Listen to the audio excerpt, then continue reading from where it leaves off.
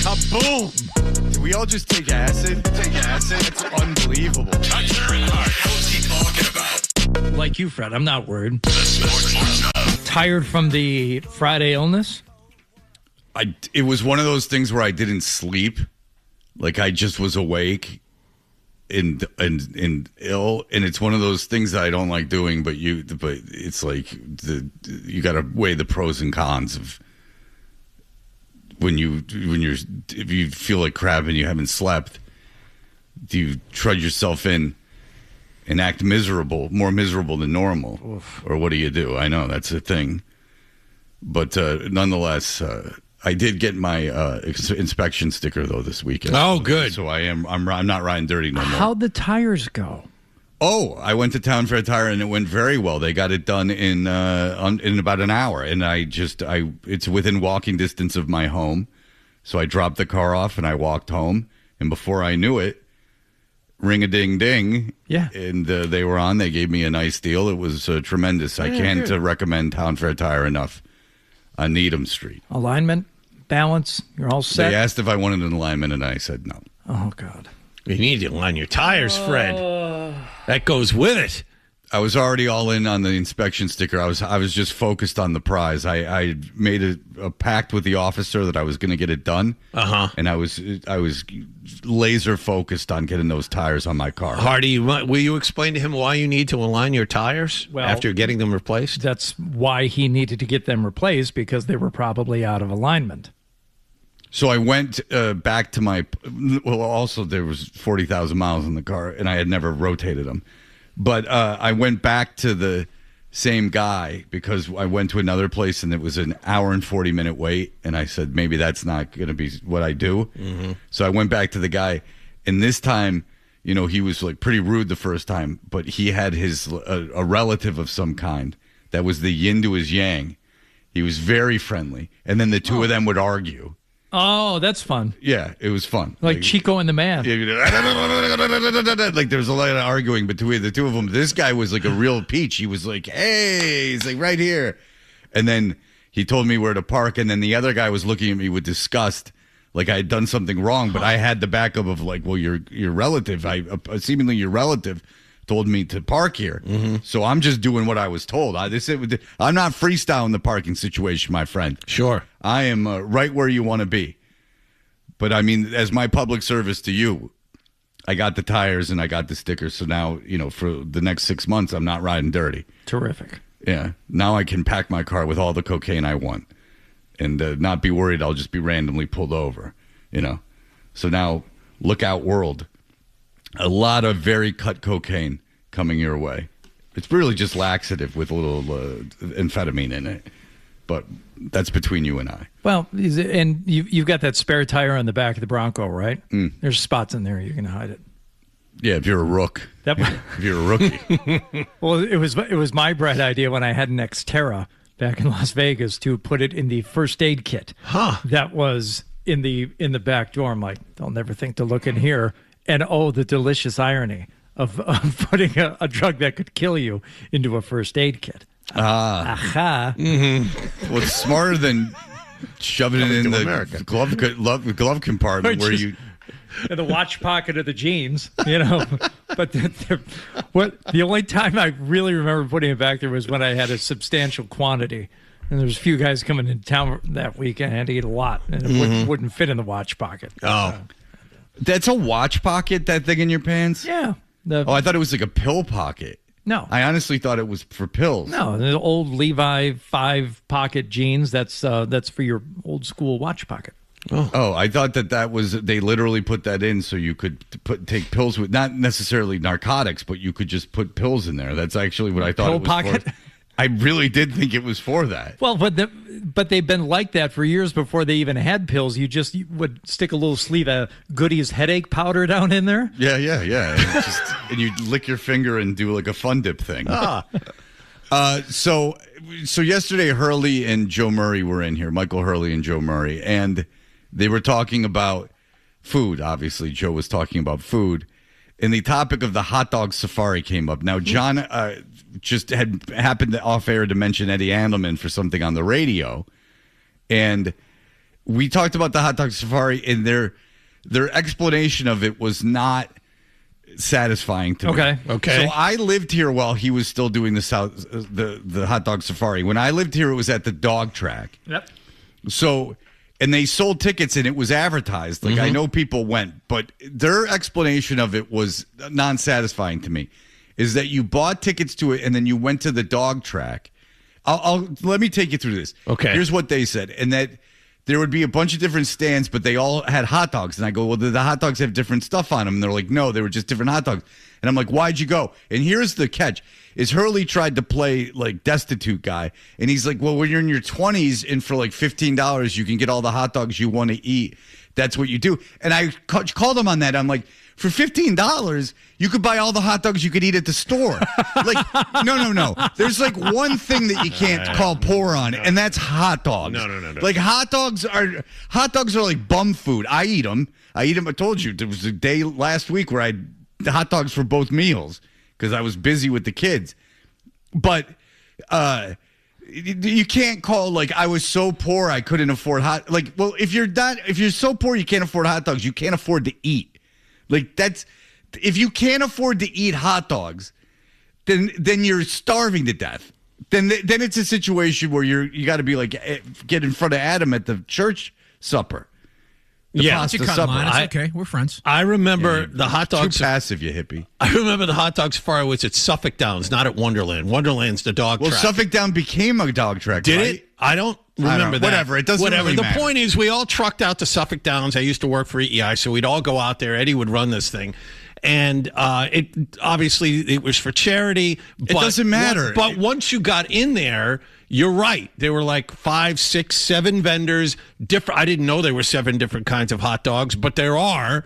And we'd go in there, and no, there was no discernible difference. They were all beef, and this is something else, and kosher. Whatever the case may be. That was the thing, and there were bands that played there, not like local bands that played there. Oh, but, U2 wasn't playing, and that's a big surprise. But Eddie Trunk was there. That was it. That was it. And the main attraction at that time was to see Eddie, who would broadcast live from there. Okay, but we went once, probably 2005, and only because Marcy really likes hot dogs. You remember last year for Mother's Day, all she wanted to do was go down to Wally's Wieners in Newport for lunch to eat hot dogs. So we went there, and it's just as you described it, John. You pay the $10-15 to get in. I ate 5 hot dogs.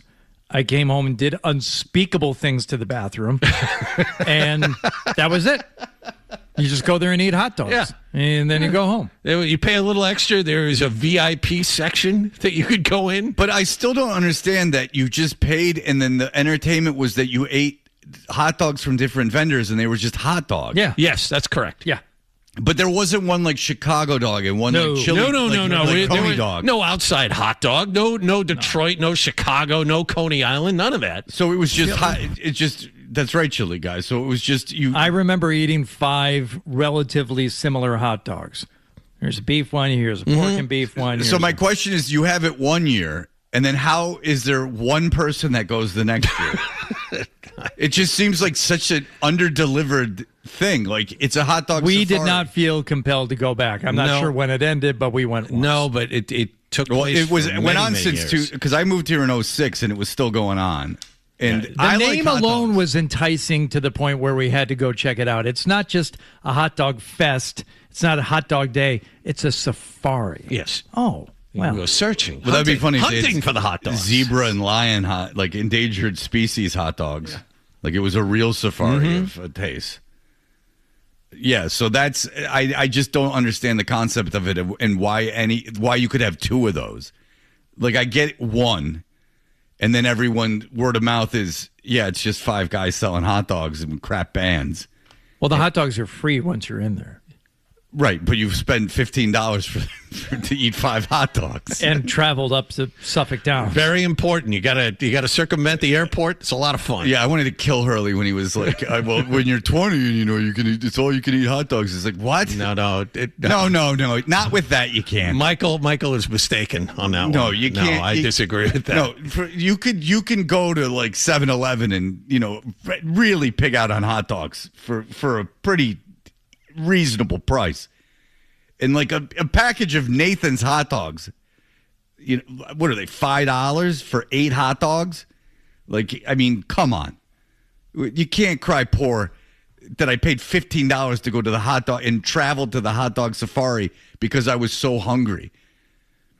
There was 25-cent hamburgers on Wednesdays at McDonald's, which when I was struggling before I got my first big radio job, I would search the cushions of the couch and the seats of my car for 25 cents. Now, that was a value. For 50 cents, you could have lunch. That was when I would go to the grocery store and I'd see people buying magazines, and I'd be like, how? These people just have all this disposable income to buy magazines. Now, I obviously wasn't in any threat of starving to death. I could have, gotten money from my parents or something. But there was lean years. But $15, I never was like, oh, if I could only have a hot dog. The hot dog eludes me. That was because I have to show some deference when some people cry poor. But then when I can see a hole in the rationale, I need to point it out. Because that's how they get you to feel guilty. They're like, well, I was so poor. And you're like, nah, not the hot dog poor. No. That's destitute. That's living on the street. Mm-hmm. You can't afford hot dogs, you're homeless, basically. Rob, go ahead. Yeah. I volunteered for the hot dog safari my junior year of high school. And so that was 1993. And they had ice cream, too. There was like an ice cream eating contest. And it was just hot dogs, ice cream, fans. Again, why did they have 2 of them? It seems like you would have the one and then that would be it. Was it an enjoyable experience for you, Rob? Yeah, I mean, I didn't mind it. Our football team did it, so there was a bunch of us. Got the day off of school. And, all right. You're giving me a bunch of side hustles here. I remember it being on a Saturday. It was always a weekend. I don't think it was during the week. Well, also, it wasn't. Well, the setup. Maybe they got out on Friday, for the Willie, go ahead. Pre-production. Yeah, I was just going to say, I mean, it's not just hot dogs. I went several times. I mean, this is a long time ago. But, I mean, first of all, if you're into hot dogs, like what's his name, Portnoy does this pizza thing now. It was okay. It was like a poor man's, pizza fest. But they also had, like, special guests on the side. I remember, like, King Kong Bundy was there one year. Oh. I think Bam Bam Bigelow, stuff, little sideshow it's stuff. True. Eddie used to get wrestlers contests and music. Yeah. I think you could drink beers. I even want to say that maybe the horse races were going on at the same time. Oh, okay. Well, now you're adding a bunch of different flavors, and that's not the explanation. Yeah, I mean, it wasn't given. just hot. I mean, you could go to 7-Eleven and do the same thing. It was far from that. It was a party, man. Yeah, Hurley was acting like he was all poor, and I'm like, yeah, that's right. Eddie used to be a wrestling guy. He used to bring in a bunch of wrestlers. I found that very surprising. There was a guy on sports radio that was into fake wrestling. Come on. No way. Now, they didn't have the connections here to George the Animal Steele that Hardy and I had, because George the Animal Steele was an assistant football coach in suburban Detroit, Michigan. His brother lived right around the corner from me. And he would eat. You would see him in his garage just practicing eating the turnbuckle because he was mad. He was an animal. They're like, "What's this old out of shape fat guy doing? How's he an athlete? Oh, he's not. He just eats the turnbuckle." Yeah, I'm an animal. I know. I know. It's something to behold. TT Boy and Peter North. They both should be in jail. So let's see what you got, homeboy. That's right. He was the most gangster of all the porn stars. All right. We will be back. I'm glad that we covered that. There was more to the hot dog safari than just hot dogs. Yeah, sort of. Yeah. I don't recall if there was any alcohol being served. I'm pretty sure you had to buy a Coke. Yeah. So I remember doing that. Drinks were money. But in terms of the food, it was just the hot dogs. Like, I don't even know if they had fries. I think it was just hot dogs. I think you're right about that. I don't think there was a Polish sausage in there. I think it was if just this guy hot was going to dogs. start talking about like lobster rolls and stuff, No, I don't remember any of that. No. Hot dogs. Yeah. That's it. It's just such a peculiar thing. You have to understand this doesn't go on anywhere else. Like the hot dog safari is very uniquely of its time and place. Yeah, well, I mean, there's a little bit of jealousy dripping off you right now, Fred, in terms of a show idea. Maybe we could do a shrimp scampi fest and just have... How could we find 5 people to make it? Well, you're going to have to comb the culinary reaches of the globe. John cooked shrimp scampi. Yeah. So John can do one. He's going to have the main stage up there with 2 pans going, But in fairness, when John said that you had given him an impossible question, you asked him what he was interested in besides sports. I put him on the spot. And then you suggested, you started firing things out and you said food. And then he just went, yeah, sure, food. Are you a foodie? Yes, I am. And then you did the unspeakable thing of asking him how he was a foodie. Are you a foodie? Yes, as a matter of fact. Yeah, he's not. He just couldn't think of anything else he liked. I eat out. I eat different kinds of foods. I enjoy cooking. I don't know if that's foods. I don't know if that's an interest to anyone else, but John panicked when asked what he liked. In your brain, what do you like? I do cook. I don't know. John cooked shrimp scampi. And then he just panicked. And what do you cook? Shrimp scampi, which is like the easiest thing to cook. This segment didn't go in the direction I thought it was. And then he challenged me. He's like, "What? You can make it?" Yes, I can. As a matter of fact, I can put butter and shrimp in a pan. I eat out. I eat different kinds of foods. I enjoy lobster thermidor or something. I can. Now we're talking. Make shrimp scampi. John I've never had shrimp it. scampi. I just know you have to order it in advance. All right, we'll be back. Christopher Price will join us in just a moment. I know. No, you don't know. Everyone agrees that I'm the only one who's not wrong. Right or wrong, they're back. Toucher and Hardy on the Sports Hub.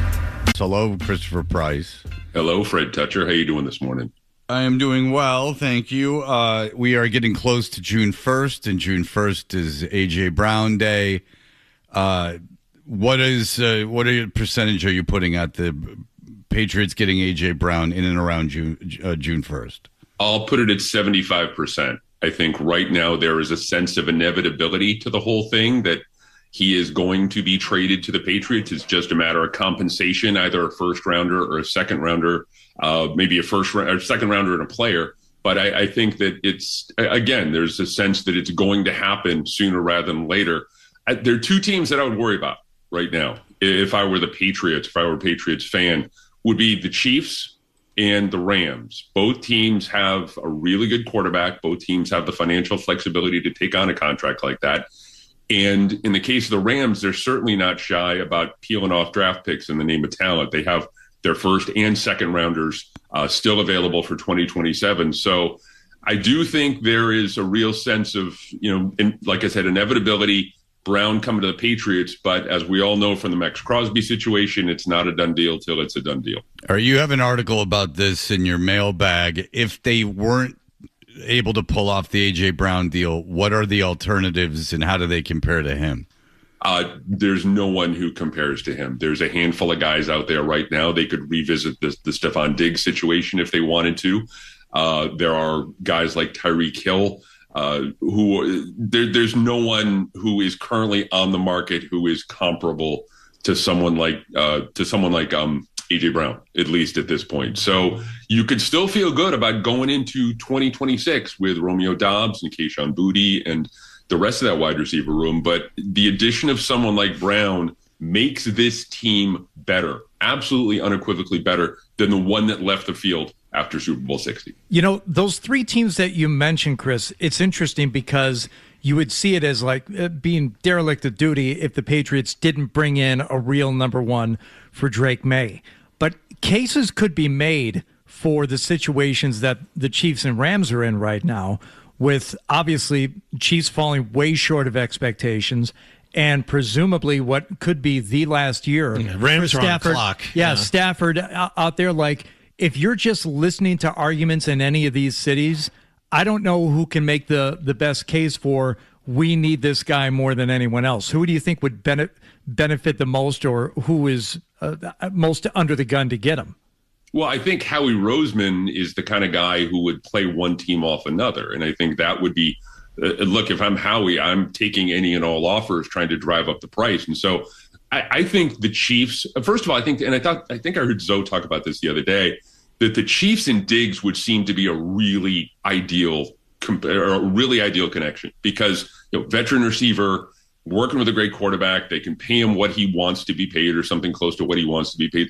I think the Rams would make a lot of sense. For all the reasons that I mentioned before, plus all of the uncertainty around Puka Nacua, this is a team that really needs another layer of, if it wants to be they have championship aspirations. If they want to be considered a true championship team, I think the addition of someone like Brown would serve them really well, but it would also kind of create this Puka Nacua insurance, because again, there's a lot of uncertainty around where he is, at least at this stage of his career. The Diggs thing interests me only because, he's still out there. I know his legal troubles are behind him, so you would think he doesn't come with any kind of baggage other than what he normally brings. So is there any way, whether or not they trade for A.J. Brown, that the Patriots would bring him back? What would the percentages be there?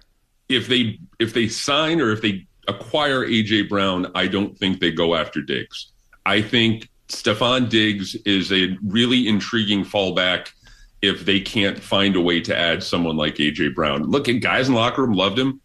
Kyle Williams talked at great length about him and what he meant to his development over the course of the last year. The guys in the wide receiver room really like him, and he's a trusted target of a guy like Drake May. All that being said, I think it's a long shot that he comes back, but if they can't find a way to get Brown, I think there's a chance that they revisit Diggs. Okay, so if the there's talk if the Eagles made a gentleman's agreement with the Patriots, and if you have to honor that, and you are giving a 25% possibility that they don't, how often does that happen in the NFL? Because it seems like completely counter to how you would want to operate from a position of power if you were the one dealing the player.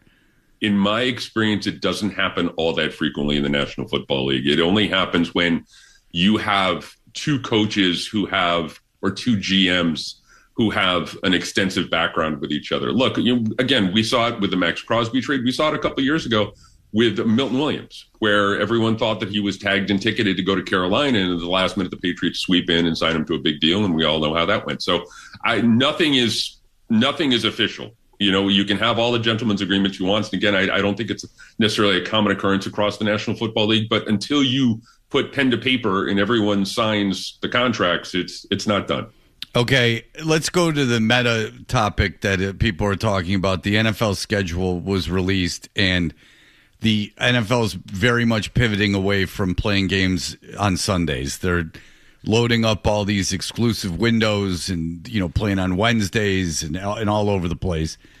The NFL is the most, extraordinarily successful, obviously, and they've done that, though, on the back of playing on Sundays. And there is a point where you go, how much do I want to get off the mode of operation that has made us this successful? Do you think there is a tipping point there? And do you think the NFL is making a mistake by pivoting away from Sundays? No, because the product is so wildly popular that this just makes the most sense. At the end of the day, Fred, all that the NFL cares about is, I'm not breaking any news here, but the way they can make as much money as possible. But in the short term, though, right? Because there is a debate to be had if this is the best responsible way to grow the game in terms of the long term. If the window on Sundays, the last month of the season, is garbage, and you're not incentivizing watching football on Sundays where it was appointment viewing, there is a debate to be made. That's how you've turned the product into what it is. Mm-hmm.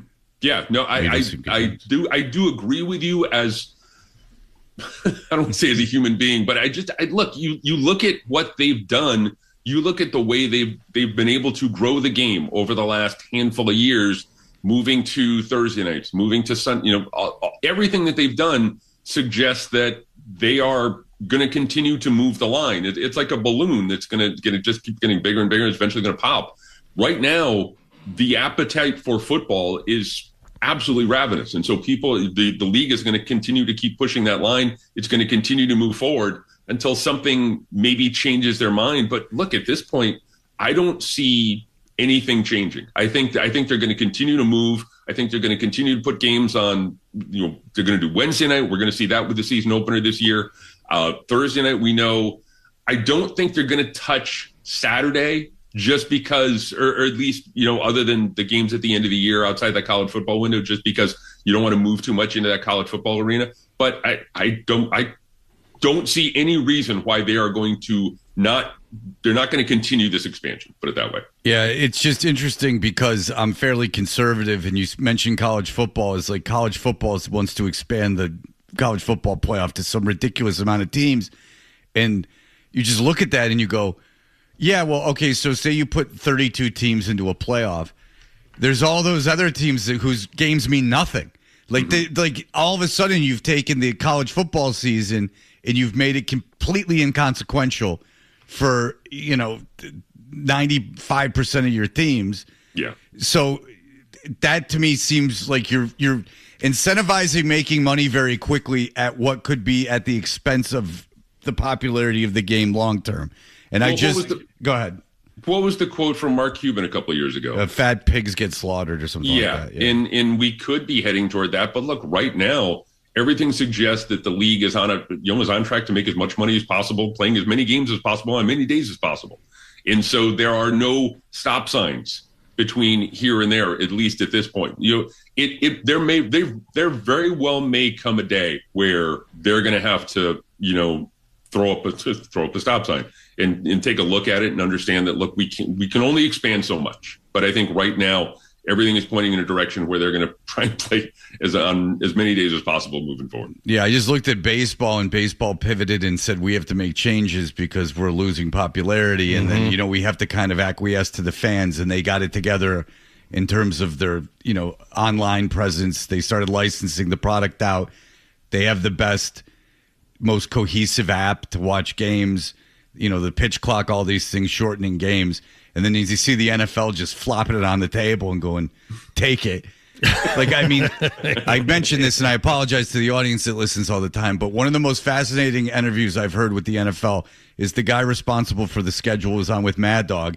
And Mad Dog was like, if you put a team and you have them play in Abu Dhabi, are you going to give them a bye the next week? And he's like, nah, I don't know, not necessarily. And he's like, well, how's that fair? And he's like, well, what's fair?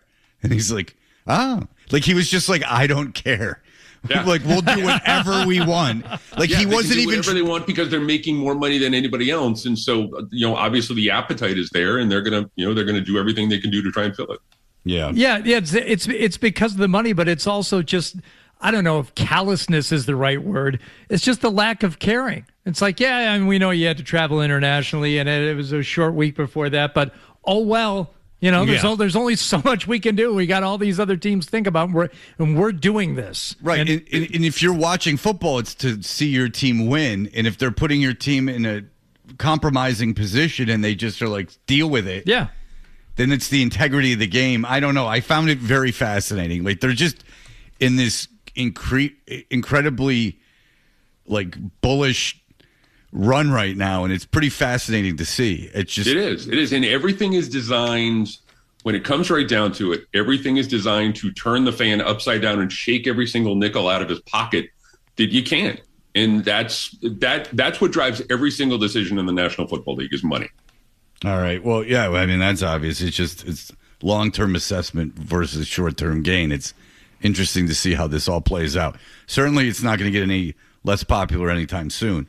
I just would like to see where it's at 10 years from now.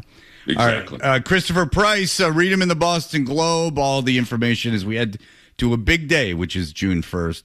And A.J. Brown could be a member of the New England Patriots. Thank you, Christopher, as always. Thanks, Fred. Take care. All right, there you go, Christopher Price. I was looking at Dallas has this game in Rio de Janeiro on Sunday, September 27th against Baltimore, and then they're on the road for a 1 p.m. game the next week.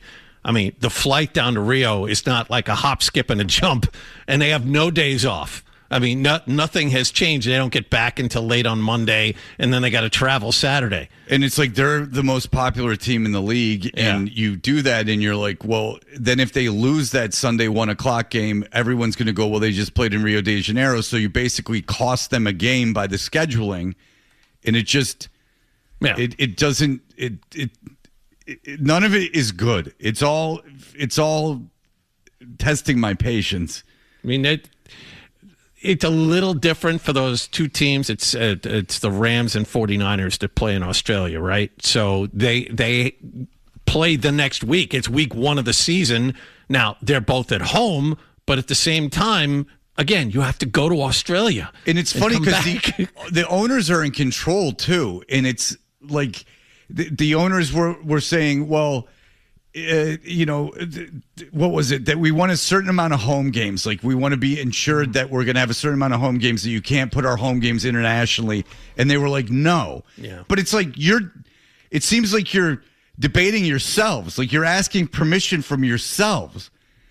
Like if you really wanted to be assured the home game, you guys could do it collectively. Like it's your decision.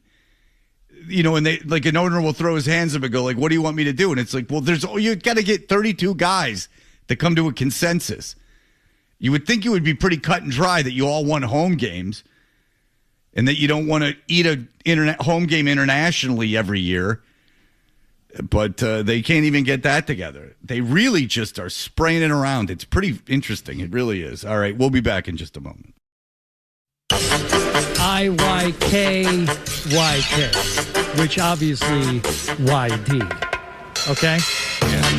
Toucher and Hardy, mornings on the Sports Hub. Knicks have annoyingly made the NBA Finals, and Jonathan, in about a month, they'll be playing Game 3. Yes, that's right. 2 weeks from yesterday, the June 8th, is Game 3 of the NBA Finals. It starts a week from tomorrow at the Western Conference champ. Well, that's plenty of time to get the amount of capital you'll need to go to one of these games. If I was to theoretically look for a courtside seat, Jonathan, according to the internet, how much would I have to pay? $102,000 for one seat in the Spike Lee section. It's Spike Jones. It's right. It's very it's all skaters. Right. It's all old skate girl videos. I can't imagine there's really courtside seats for sale, right? Because there's a whole caste system of celebrity based on where you sit at Knicks games. Sure. I've heard Howard Stern speak of this. To the Timothy Chalamet section, yes. Yeah, and they now publish like the VIP list for Knicks games like online, and you can see that it's like John Starks and like guys that used to play. Right. And then it's Ben Stiller and Spike Lee, who I have. Spike Lee pays for his tickets theoretically. Yes. And I would imagine Ben Stiller does too. I would agree. But if you're Ben Stiller, and I know that he got some grief because he didn't go to one of the Cleveland games or something, because he was going to the Met Gala. You got to go to every game?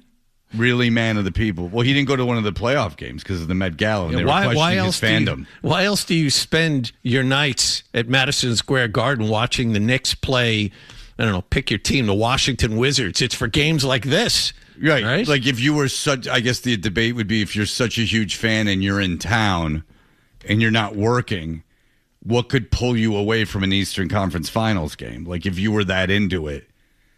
I mean, I don't care what Ben Stiller does, but that was what they were talking about. But if you're Ben Stiller, you can't sell the tickets. Like I don't think that he can go on StubHub and sell tickets for $100,000. I would agree. That's a sweetheart deal with the Knicks, I'd imagine, where like I don't think just courtside tickets are available for you and I to like buy for season. Like that we could just go to the Knicks and go, I would like to acquire 2 tickets, please, to courtside tickets. I have $1 million. But the concept of spending $100,000 to attend an event of any kind speaks to such disposable income where I have to imagine where that becomes like a net losing proposition. I've asked you this before. What's the most you've ever spent for one ticket for an event? Oh boy, I don't know. It's all like a log jam of like $1,000 probably. Okay, Hardy. That Lions Commanders playoff game, I think, was the most I ever spent on one. How much did we spend for those? $750 maybe. Maybe $750 is the most I've ever spent. I don't know if I spent $1,000. I'm just thinking about things I've done with my daughter and how it all just seems to end up costing $1,000 at the end of the day. Yes. Like you just pretty much write off $1,000. Sure. Like this is just gonna all in. This is gonna be $1,000. So there's nothing that I've never been. When I went to the Super Bowl, my dad got tickets from work, and I was little. I've never been to an NBA Finals game. I've never been to an NHL Finals game. I've never been to a World Series. I've never been to a World Series game. I've been to an ALDS game. Or ALCS game. I want to say I spent $600 for Game 6 of the 2008 Finals where the Celtics beat the Lakers. I was up in the 300 section. I spent $850 on one ticket, 99 Pedro against Roger, ALCS at Fenway Park. And I was at the Stanley Cup Finals. I think it was Game 4 when they won it in 2011. I got a deal. I had $450 for one seat in the 300 section. So when I was living in New Mexico and my former radio friend, New Rock Johnny D, had moved back to Detroit. He had actually moved to New Mexico for a job at the same station I was working at. I got fired within a year. Oh. Moved back. But Red Wings were in the Stanley Cup final against Flyers. They won the first 3 games, and it was a foregone conclusion. They were going to sweep in Detroit. He called me up. Like, Hardy, you're going to the game. You got to get home. I'm like, oh, man, I didn't have any money. I maxed out my Michigan State Federal Credit Union Visa card. Right. Got on a red-eye Southwest out of Albuquerque. Got into Detroit, went to the bar that he was working at, the beer garden in Dearborn. Okay. I walked in. He's like, brother, you made it. All right, now you don't have a ticket, so to speak. God. But my sister knows an usher at the Joe. He's going to get you in. It's going to cost you $50. Oh, man. Like, there's no way this is going to work, man. We're walking through the streets of downtown Detroit second Renaissance, where it's like it wasn't safe necessarily. Yeah. And there's people out on the street waving fistfuls of cash. Please, I need to get in. I need to get in. People are walking around with the brooms. The Red Wings are going to break the curse. They're going to win this, the Stanley Cup tonight. And there wasn't a ticket to be had. Any Flyers fans who were in the town, they had sold their tickets. They're getting out of here. They had just lost Game 3. We're leaving. And she's like, no, just wait. And we stood on the concrete steps that led up to that complete death trap that was Joe Louis Arena. Because if there ever a fire in there, everyone was going to die. There's just, 2 ways in and 2 ways out. And she was looking. She's like, oh, okay, there's my guy. And we walked up to the door, and she handed him like an envelope that had 4 tickets to the Shrine Circus in it, just so he would have something to rip. This was pre-scanner, right? Yeah. And he looked at her, kind of nodded, ripped the tickets, and said, okay, 4, come on in.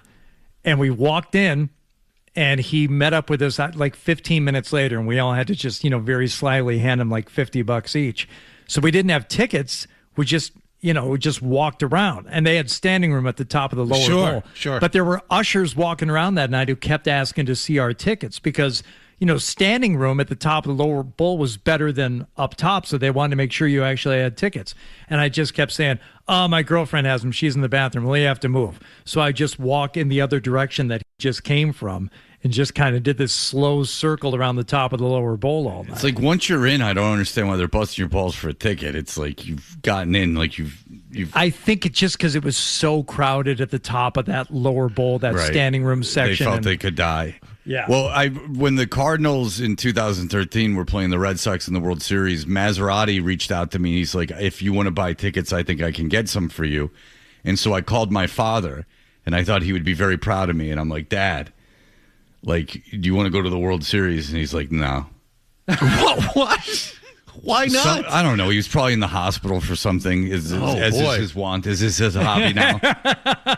But still, he loves the hospital. Loves it. He loves the hospital so much. He was in the hospital last week.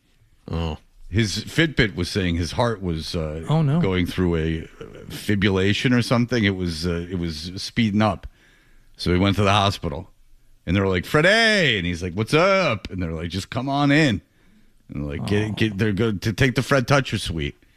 And they put him in a bed, and then they pump him full of medicine. And then 5 days later, my mom goes, "Your dad was in the hospital." And I go, "Oh."